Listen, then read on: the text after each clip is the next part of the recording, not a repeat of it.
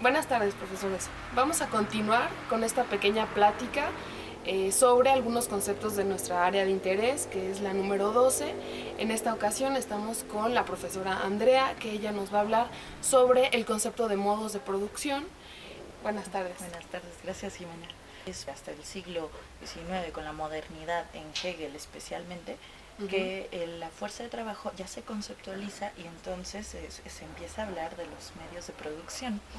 Que cuando tú alienas tu propio ser por el otro, les estás vendiendo tu tiempo, tu trabajo, que es mano de obra, o sobre todo se habla del trabajo manual, no del intelectual, Claro. sino del obrero. Pero aún así Hegel no lo desarrolla tanto. Es hasta Marx. Bueno, ya lo había desarrollado un poco David Ricardo con el Capital, un poco socialismo, pero es Marx el padre, que podríamos decir, de los medios de producción en el Capital.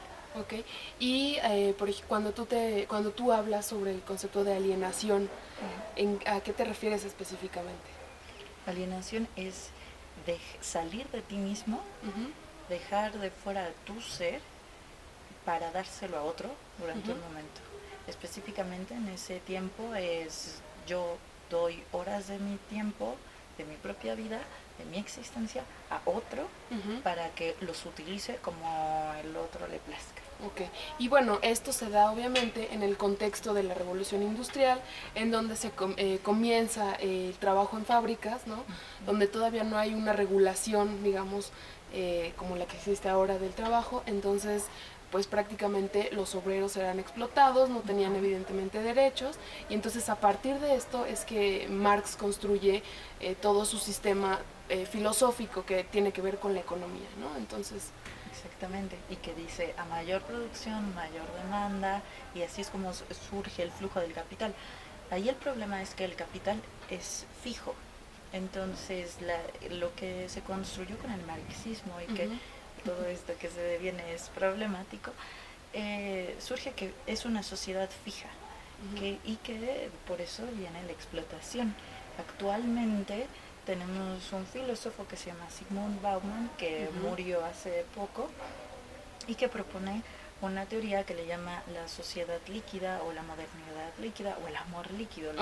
Critica lo que fija la sociedad, como es el matrimonio, la sociedad productora, y critica la globalización a partir de eso, porque la globalización incluso ha aumentado la desigualdad por los medios de producción. Claro, es como la exacerbación del primer capitalismo del siglo XIX, ¿no? Es ya el Estado pierde toda capacidad de controlar a las industrias. La nueva ley es la ley económica. Claro.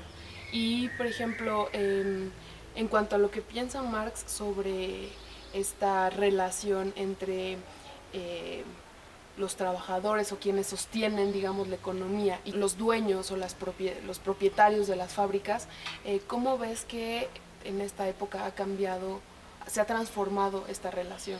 ¿O ves alguna diferencia? Pues tal parece que la situación no solamente no ha mejorado, sino que ha empeorado. Antes, pues sí, vendías tu fuerza de trabajo por horas y ahora vemos que ya el trabajo incluso se va a tu casa, que ya no hay límites y que incluso por la necesidad puedes aceptar ya trabajar desde horas extras sin pago y vemos incluso una mayor desigualdad. Las transnacionales, incluso para violar los derechos humanos, pueden hacer cosas como Nike en un barco en aguas internacionales donde no hay derecho, donde nadie puede quejarse, meter muchísimas niñas y trabajar. Claro, y no pagan impuestos y la relación entre lo que cuesta manufacturar un producto y lo que ganan se dispara, digamos, ¿no? Exactamente.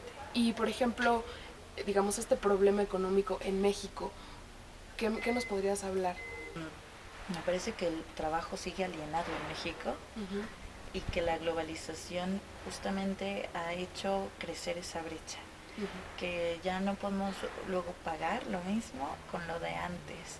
y mientras los precios incrementan, el trabajo no aumenta, Claro. hay un mayor número de desempleo y claro que dentro de todo el campo, que podría ser lo que mejoraría a México, está estancado Claro. y nada más se está industrializando, y eso solamente en ciertos sectores, por ejemplo Guadalajara, que le llaman el Silicon Valley de México. Exacto. Y bueno, ahorita que estabas hablando sobre esta situación en México, ¿qué opinarías tú de esta propuesta que viene del presidente de Estados Unidos de salirse del TLCAN, que en realidad a México probablemente le convendría, ¿no? O sea, en el 94 que se firmó el Tratado de Libre Comercio con América del Norte, prácticamente quedamos como un país que entrega materias primas y tenemos que consumir productos ya elaborados. Entonces, ¿crees tú que sería factible, digamos, una mejora en la situación económica?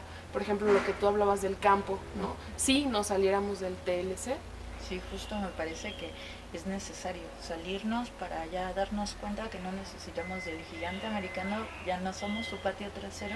Exactamente. Y justo lo que dices, el TLC lo que hizo fue adormilarnos y comenzar a consumir lo que nosotros mismos producimos.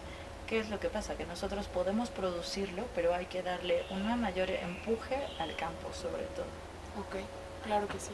Bueno, pues esto es todo. Muchas gracias. Gracias a ti. Vamos a dejar unos links en el video de textos de los que estuvimos hablando ahorita, profesores. Les agradezco mucho que nos estén viendo. A mí me pueden encontrar como @morganajimena. Hasta luego.